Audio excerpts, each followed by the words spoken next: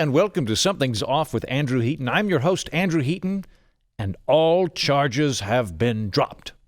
It's Friday. We're going to do a release valve episode. That means if you're new to the program, we've been thoughtful and substantive all of the week, and now the week is concluding, and we're just going to kick around fun headlines with Brian Sack in a moment, one of my favorite people, very funny guy that I've known for a few years now. That's a comedian, writer, sketch comedy, all that stuff.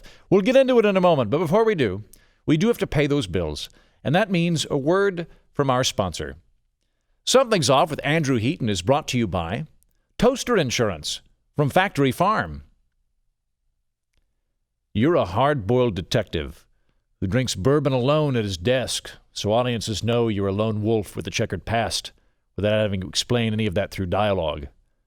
You've barely made rent on your office this month, and you're seriously considering letting go your secretary Linda. You don't want to. She's a good-hearted woman, looks after you, gives you Band-Aids when you've been shot, and makes you toast when you're hungry. She'd probably work for free for a while. You couldn't do that to her. As for you, you might have to work and live out of your car. Or worse, call the police commissioner to ask for your old job back. You light a cigarette and then squint when the door to your office flings open and the afternoon sun barges in. Standing in the doorway is a silhouette. You're not sure who it is, but you can tell she's got long, skinny legs and curly hair and is made of an opaque material which casts a shadow. "What do you want?" you say, lighting a second cigarette and putting it in your mouth. "The name is Trixie," she says, "and I need your help, Mikowski." "Cigarette?"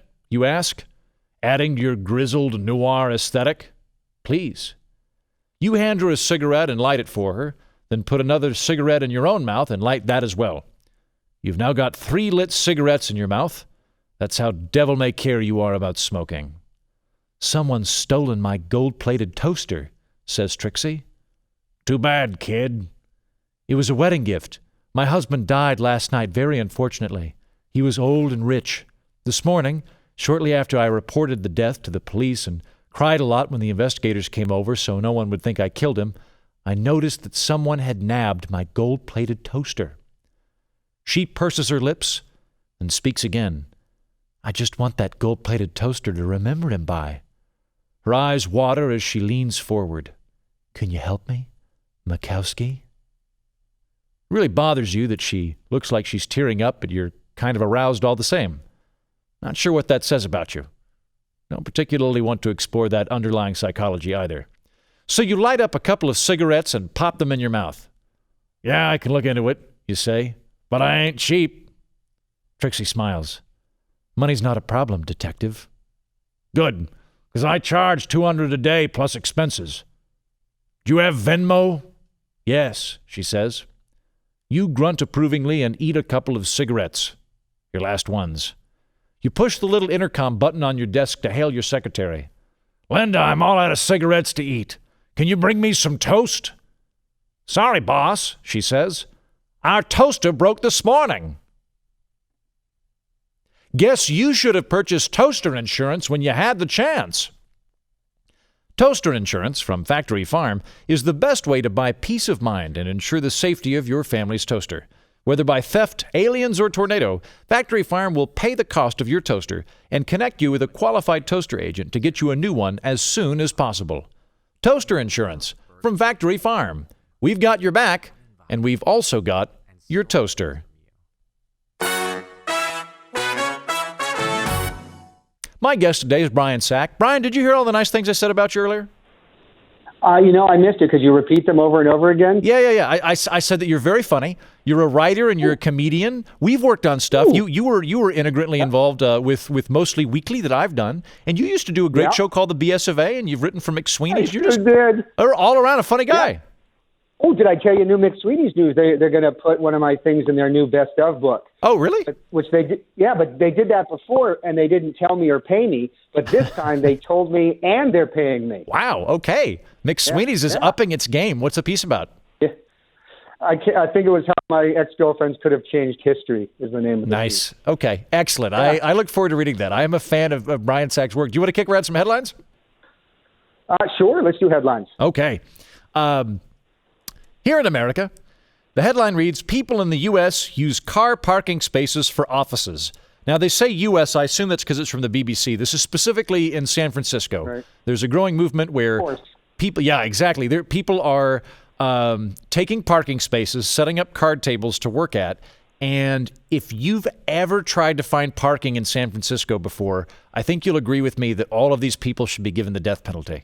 I like quirk, I like novelty, but there is not a lot of parking in San Francisco. I do suspect that they probably have a decent amount of cafes on the West Coast that you could work out of, so this does not seem to me like it's fixing a problem. And it doesn't have a lot of flat in San Francisco, if I recall. So I don't know where they're setting up their parking spaces. They're all like multi-tiered. They're having to like get on slants and things. They have like square pencils so things don't roll downhill. Yeah. What could go wrong though with having your office on the side of a road? What could possibly go wrong? Like maybe the boss gets killed by a lady trying to parallel park. Yeah, maybe. I could see a variety of problems with this. I read through the article, and there's someone that's now doing it in Paris. It's starting to catch on in Paris, and the attitude is this kind of, wow, look at all this space we're wasting on parking cars. We could use it for something. And I'm like, no, like they're for park. That's why they're there. They're there so you can get around and park your car.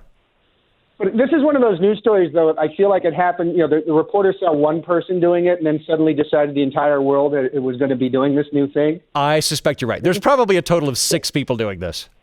Right, but they're all over the headlines. Yeah, I think in the photo it looked like there were maybe 8 people, 9 people. So you're probably right. If we added Paris, we're at a maximum of 16 people. That was a company conference. And like 2 of them were backed into by a truck. So like now the company's down to 6 people. Have you been to San Francisco? I have, yeah. I like it. I think it's a nice place. I've been there a couple of times. Okay, yeah. Huh? It's okay, yeah. Yeah. I like it. You've been. Go ahead. I'm cutting you off. Oh, thank you. I like the bridge. I like the park. I thought it was a really nice area. I like the weather. I was terrified of the Tenderloin District. I don't know if you've been there. I was there a few years ago I was doing stand-up for a conference, and some friends invited me. They're like, hey, we're going to go to the Tenderloin District. And I was like, oh, Tenderloin, where have I heard that before? I don't know. It sounds delicious. And I'd forgotten that the only time I'd heard of the Tenderloin District was this like really frightening scene in a Pat Conroy novel, because it's the hyper slum of San Francisco. And I was walking through, and there was a flaming mattress on the sidewalk. And I don't know what situation necessitates setting a mattress on fire. I don't particularly want to know, but the whole thing just kind of unnerved me. Really hot sex.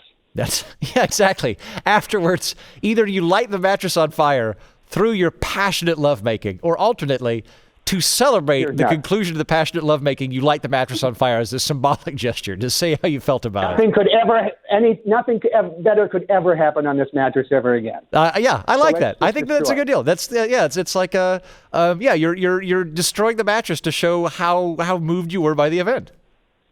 But actually, my brother lived in San Francisco, and he moved because of poo-poo. He just said he's like, it's crazy. There's poop everywhere. Wait, so is that like, what is that? I've heard references to that, but I'm unfamiliar with it. Well, I guess when you invite lots of crazy and homeless people to come to your town for whatever reason, they tend to just poop everywhere. Is what I gathered from this. And there's actually an application. I think it's called Poop Chat or something, or Poopogram, or where you can actually. This guy developed an app so that you can report human poop that you see on the street to the San Francisco authorities. And I'm not kidding. Yeah. All right. I missed that, but talk about that next Friday. See, well, no, I was about to say, that seems to me to be yet another reason that you shouldn't be having office meetings in a parking space outside, because there's a chance that you're going to be dealing with these sewage issues. And what happens if it rains? You got everybody gets a day off of work. That sounds kind of fun. I kind of like that idea. We'll kick it over to rainy Britain. This is from Bristol. A cow cull game removed from Bristol Museum. So it's a game called Beat Bovine Tuberculosis, which sounds like a really fun game. Beat Bovine Tuberculosis. I played the board game. I've never been to the museum version. That's right. You've got the old, delightful 1960s board game you play with the family. You didn't get into the Atari version. Yeah, it's in a place. I think it's like the Science Museum in Bristol. It's called We the Curious, and it's Beat Bovine Tuberculosis. And you beat bovine tuberculosis, as I understand it, by you identify the cows in the video game that have tuberculosis, and then you cull them, which is to say you kill them. And a few people have freaked out about this. They want to. They're removing it because they think it's offensive. And on behalf of my native state of Oklahoma, we will totally take this game. This sounds like a very good educational game for a state with a lot of cows in it, and I would be happy. Plus, did you ever play Oregon Trail, Brian? I sure did. I died of dysentery many times. Yeah. I think all of us. I don't think anyone actually ever made it to Oregon. If you made it to Oregon, email me or Facebook the program, because I've never met anyone that survived. But as I recall, Oregon Trail was just shooting as many buffalo as you could, and then dying from dysentery, right? Yeah. Have we gotten that sensitive now? I guess you can't even have a game where you just kind of, pretend kill the cows with tuberculosis. Yeah. Well, I mean, you're not going to eat it. Yeah. Well, right? I'm thinking on top of that I kind of, if you're vegetarian and you're bothered by killing animals, I think you've actually got kind of a defense there. But if you're bothered by this video game and then you go eat a hamburger, I feel like you need to be more you need to know where your food's coming from more. I agree with that completely. You need to be more hands-on in the cycle and see where you fit instead of this very sterile, just bring that meat thing to me. Yeah. I don't want to know how it appeared on my plate. Yeah. I'm with you. I think nothing antibiotics couldn't take care of anyway. Yeah, well, that could be a portion of the game. It could be that you bring in antibiotics as well. But I do know that there's a culling element to it, which is to say killing the cow. Which also, killing a cow, I mean, I assume these kids are going home and playing Fortnite or something. Sure. I've not played Fortnite, but as I understand it, is it a zombie game? I don't know anything about Fortnite. I know you get dysentery. It's like that Battle Royale game. Do you know where the battlefield closes in? I actually play this. It's called PUBG, PlayerUnknown Battlegrounds. Okay. And the battlefield it's a takeoff on Battle Royale, which is a fantastic Japanese movie that is actually the inspiration for the Hunger Games. Really? And yeah. So see, Battle Royale. It's a Japanese film, and it's fantastic. And you when you see it, you'll be like, oh my God, Hunger Games totally was inspired by this. Really? Okay, all of that sounds fantastic to me. I still do prioritize educational programming about cows and tuberculosis because both of those have a practical advantage to them. But that is, I learned a factoid about Japanese filmography and games. Yeah, I'm full of factoids. Thank you. Well, then we'll kick it to the next one because this is a health story.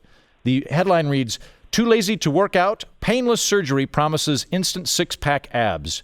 And so what I thought this was, because I think they've got a thing where you can get pectoral implants, which I would be interested in. But with this one, it's not that they implant something into you. It's that they basically do, from what I can tell, they're doing sort of selective liposuction, where they sort of they chisel you through liposuction, which I would be up for, except that I am built like a very regal scarecrow. And were you to remove the fat from my midsection, I would just turn into a very regal skeleton. So I don't think this would work for me. Did you notice the picture in the article? He's got actually an 8-pack. Is it? Yeah. Oh wow. So you could upgrade. You could pay extra. Upgrade. Yeah. Just that whole thing has a total stolen valor feel to me, like a guy walking around in a Marine Corps outfit that he didn't actually earn. He can't go to. His complaint was that. He went to the gym and he just couldn't get abdominal muscles. But I'm just thinking that maybe he didn't go to the gym enough. Plus, the photograph was him curling, and that does nothing for your abs. Oh, that helps me as well. I hadn't thought about that because I was looking at this if it worked, I'd probably do it. However, I'm seeing a personal trainer right now, and if I got abs, I suppose I would be kind of angry at someone that just purchased them.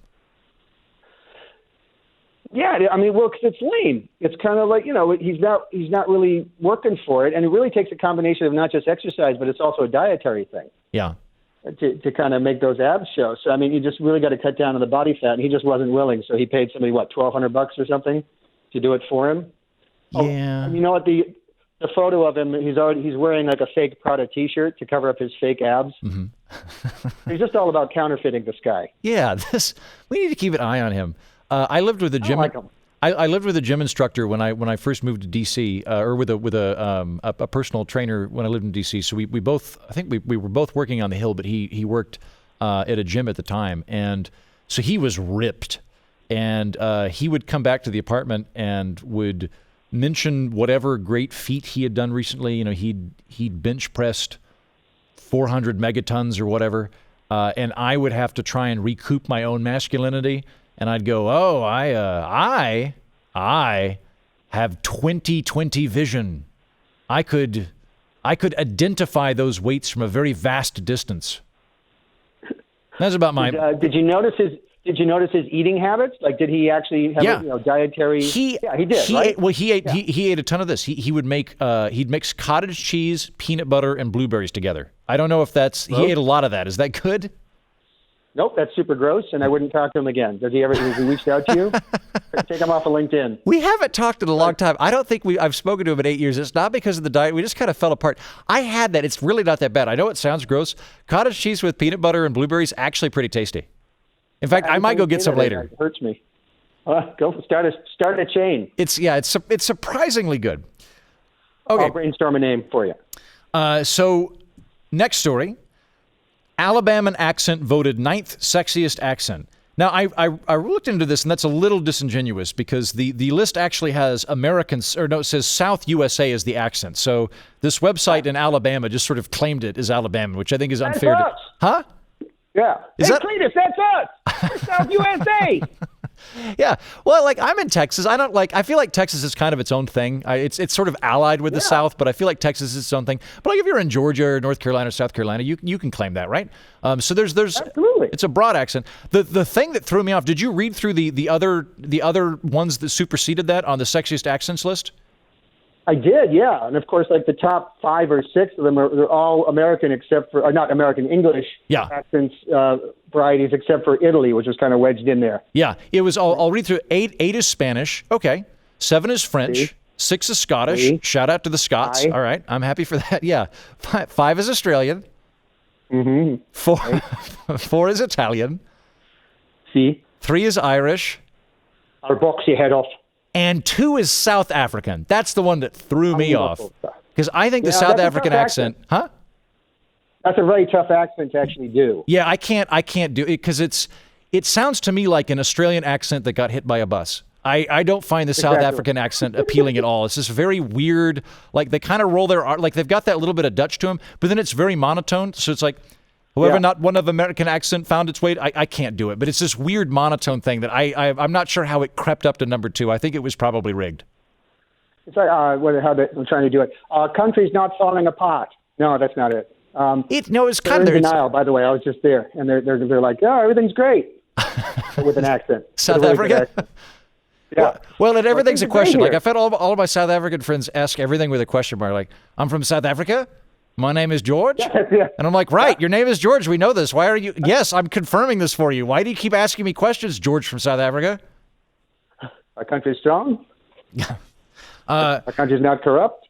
The thing that said, and by the way, for anybody holding their breath, Kiwi got number 1. So, which I'm okay with that because Kiwi is basically like an Australian accent, except where every single vowel is an I. So like New Zealand, yeah. Yeah. I fear nothing. Like everything's that kind of like, I fear nothing. It saddened me. I feel like the best accent in the world is a quasi-Oklahoman, pseudo-Scottish Kelsey Grammer impression. I feel like that should be the top accent, and it did not make the list yet again. Why do you think that? I just, you know what? There's something magical about combining Middle American folksiness with the brogue of Scotland and then running it through the program Frasier. I think that is the recipe for success, and it should be considered its own dialect and should be top of the heap in the American hierarchy of awesome accents. What do you think about semi-nasal, half Bostonian?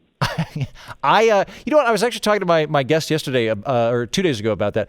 I enjoy the Boston accent, which is that very nasally kind of, because like people from Boston kind of sound like porpoises to me, but I like it because they're doing it. Like the Brooklyn accent is kind of dying out. Like that, hey, I'm from Brooklyn, I'm walking here. Like that's kind of gone. Like it's too many people have moved into Brooklyn. Boston going strong though. I respect that and I like that. If I had children and I was raising them in Boston, I would absolutely get a tutor to ensure that they sounded like Kelsey Grammer and not like they were from Boston. But I would like to know that the accent is proliferating while there. All right, moving on to the next story. DJ who began Paul is dead rumors, Russ Gibb dies. So the Paul is dead. He didn't. Huh? Yeah. Thank you. Exactly. I'm with you. I don't believe he's dead. I think that Russ Gibb is still alive. Have you heard this conspiracy theory before? Yeah. This is about the Paul is dead. Yeah. Yeah. Absolutely. Yeah. I see. This is somewhat new to me. I learned about this about a year ago. We actually did a program on conspiracy theories yesterday, and I didn't have time to bring this one up. It was one that I actually really wanted to talk about. I just learned about this. If you're unfamiliar with this, this is a delightful, benign conspiracy theory that's been around for a while now. And the conspiracy theory is that Paul McCartney actually died in, I think, like 1968 or something, and the Beatles didn't want to they didn't want to disappoint people, so they replaced him with a double. And so the man that we now know as Paul McCartney is actually just some guy like Mitch or something, who's, I guess, more talented than the original Paul McCartney.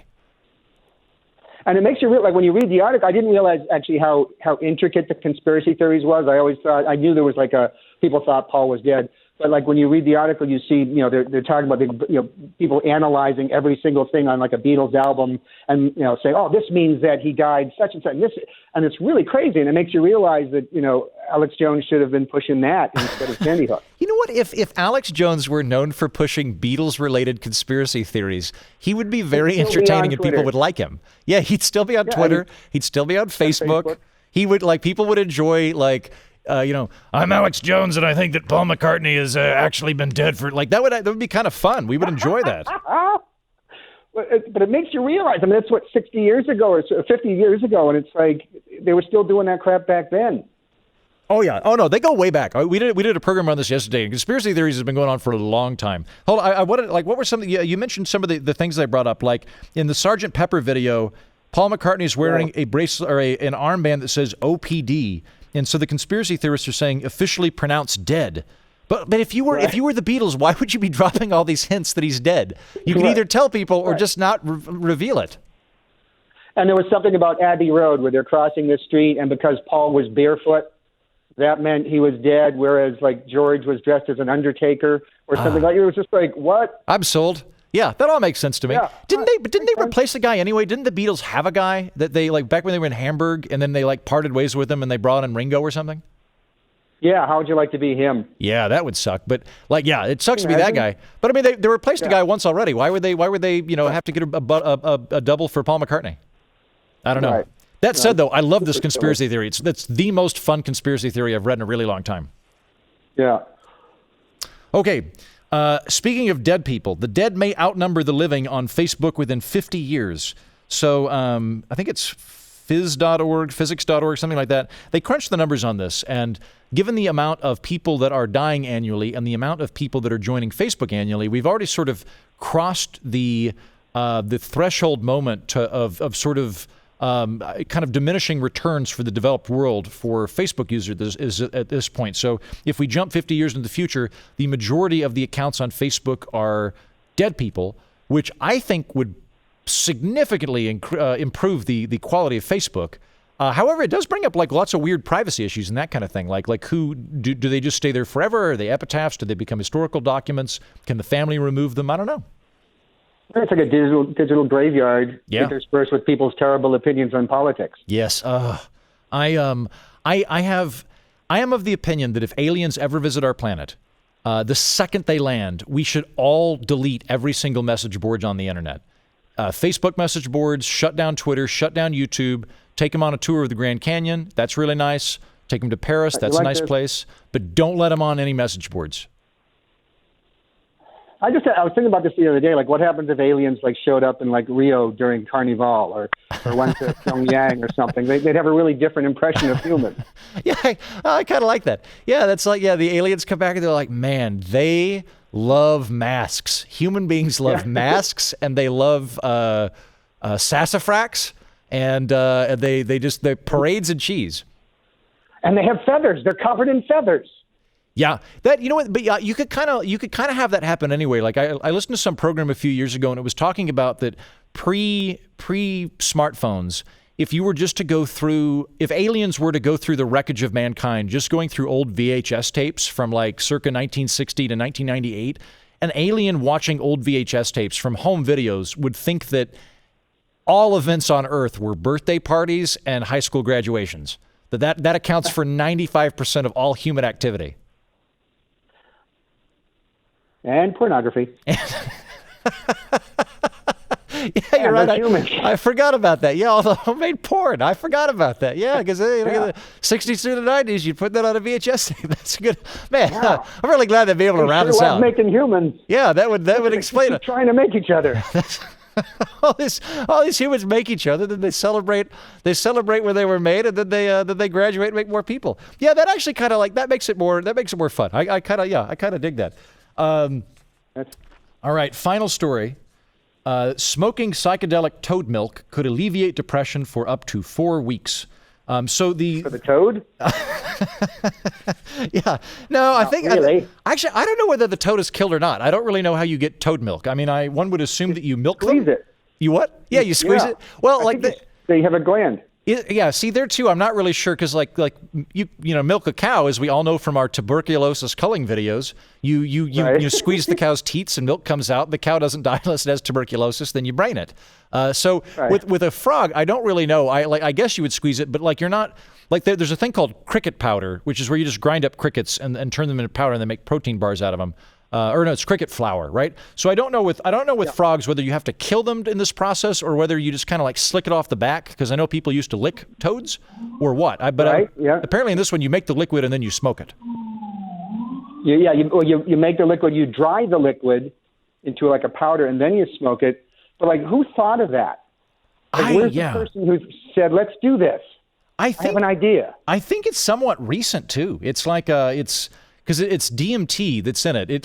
I'm reading the article. I could be wrong about this, but I don't see anything about like ayahuasca. That's been around for a while. Ayahuasca, also DMT is the psychoactive drug, and ayahuasca's been there for a while. But this one, This one might be fairly new. There might have been some scientists that realized there was a DMT active drug in the backs of frogs, of toads, and then figured out that we could, I guess, freebase it, and it would be even more potent.